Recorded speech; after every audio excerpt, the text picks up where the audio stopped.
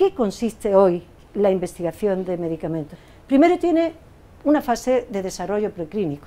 ¿Cómo este fármaco se mueve dentro del organismo de un animal de experimentación? Es decir, cómo lo absorbe, cómo lo distribuye, cómo lo metaboliza, cómo lo excreta, y cuáles son sus principales órganos dianas de toxicidad. Pero claro, hay determinados aspectos que el animal de experimentación, por mucho que queramos, una reacción dermatológica es difícil ver en un animal de experimentación o un proceso de hipotensión.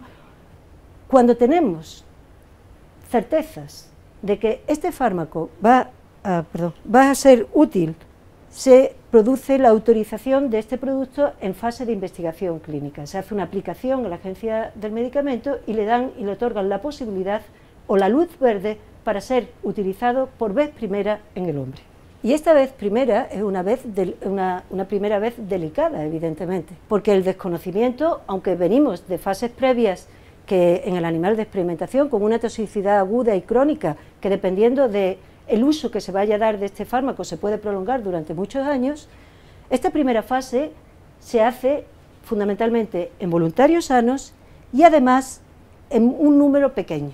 ¿Qué es lo que pretendemos en esta fase? Ver la cinética, cómo se distribuye este fármaco en el organismo, qué tiempo va a durar en él y la seguridad, para de esa forma calcular un poco cuál es la dosis que vamos a utilizar en esa segunda fase, y esta segunda fase va a ser ya en pacientes a los que este fármaco va a ir destinado para evaluar su eficacia, pero en estas fases iniciales también en una población pequeña. Una supervisión muy estrecha de la respuesta de este paciente ante la administración de este fármaco. Y finalmente, ya con más seguridad, con más conocimiento, llegamos a la fase 3, que es lo que llamamos fundamentalmente el ensayo clínico porque en esta fase ya tenemos datos de eficacia, ya tenemos datos de seguridad, y ahora lo que queremos hacer es compararlo con lo que hay en el mercado, si es que hay algo.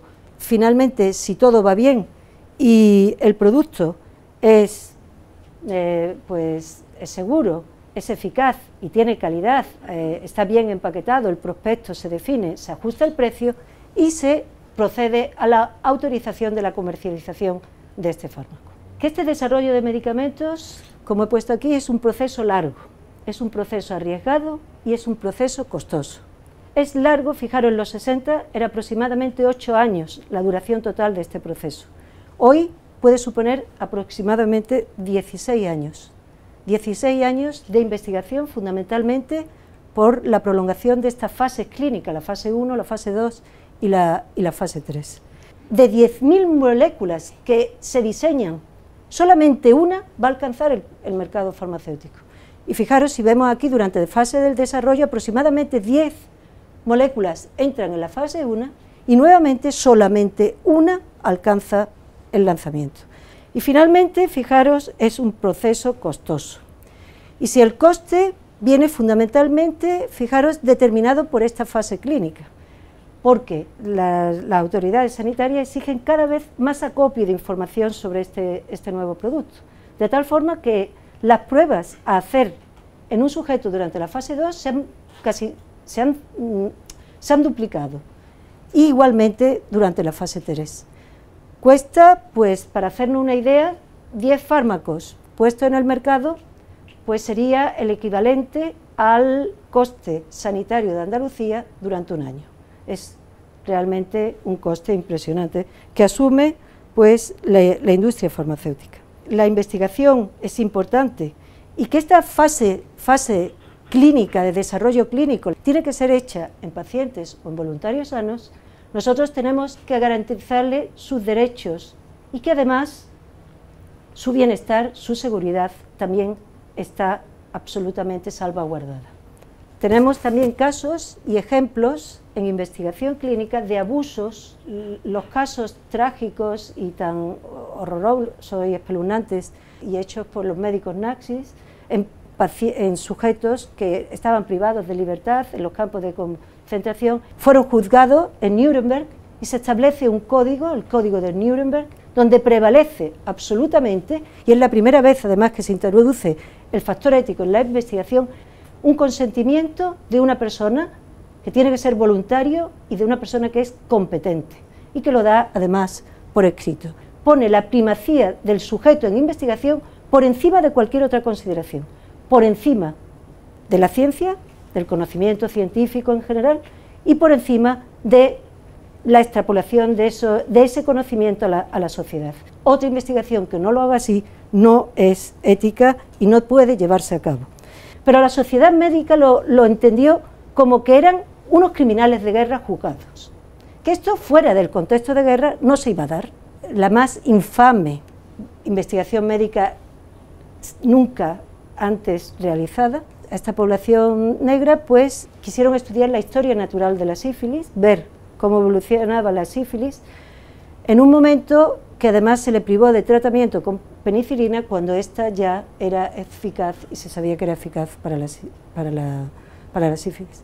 Además, nadie fue castigado. El presidente Clinton, aquí también en 1997, lo recordaréis algunos, pues pide disculpas públicamente. Esto hace que evidentemente no podamos dejar en manos de la bondad, entre comillas, de las personas el hacer las cosas bien, y la investigación con seres humanos entra en control público.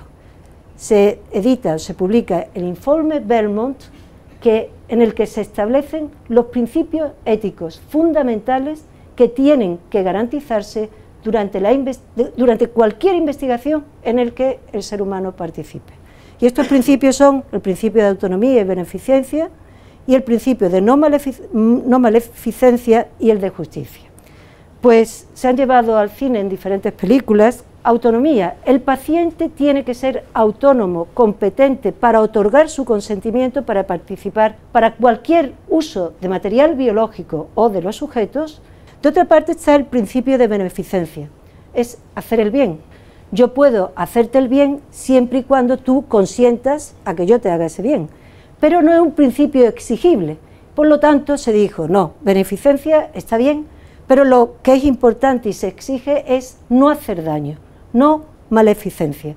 No estamos permitidos hacer daño aunque nos lo permitan los pacientes. Lo que pasó con el estudio de Tuskegee, se abusó del desconocimiento de esta población y aunque ellos participaron y se ofrecieron y extendían los brazos para que le sacaran muestras de sangre, pero sin embargo no eran conscientes y no habían dado su consentimiento para hacer esto.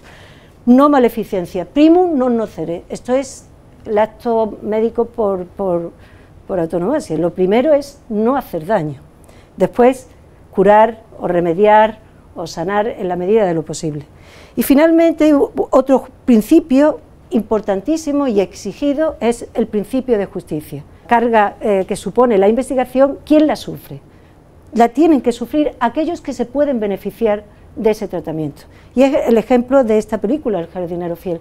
Tú no puedes ir a hacer investigación a África cuando sabes que los pobres africanos pues a lo mejor no van a poder nunca beneficiarse de los tratamientos que allí se están ensayando. Que aquellos sujetos que van a participar en la investigación puedan posteriormente beneficiarse de los resultados de esa investigación. Y por supuesto que no sean seleccionados en base a una condición pues de disminución psíquica o de que estén más comprometidos o coaccionados o que tengan una dependencia moral, es decir, tienen que ser sujetos seleccionados en base a la indicación del tratamiento para el que ese estudio va a ser utilizado. Y por supuesto, como principio de justicia, también proteger siempre a las poblaciones más débiles.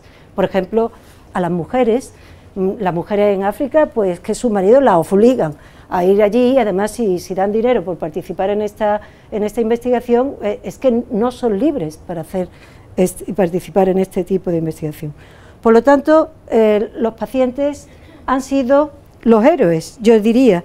Bueno, pues esta diapositiva en el que se recoge el agradecimiento a los pacientes y a sus familiares, que este ensayo clínico, el CHARP, que fue muy importante, pues hace también a todos los centros que han colaborado. Son los pacientes y sus familiares los que hacen posible pues que se avance en el conocimiento de los medicamentos. Este protocolo de ensayo clínico es evaluado por los diferentes comités éticos de investigación en los diferentes hospitales donde este estudio va a ser llevado a cabo y se evalúa para que sea científicamente impecable, metodológicamente muy bien planteado y que tenga en consideración todos estos principios éticos que hemos comentado.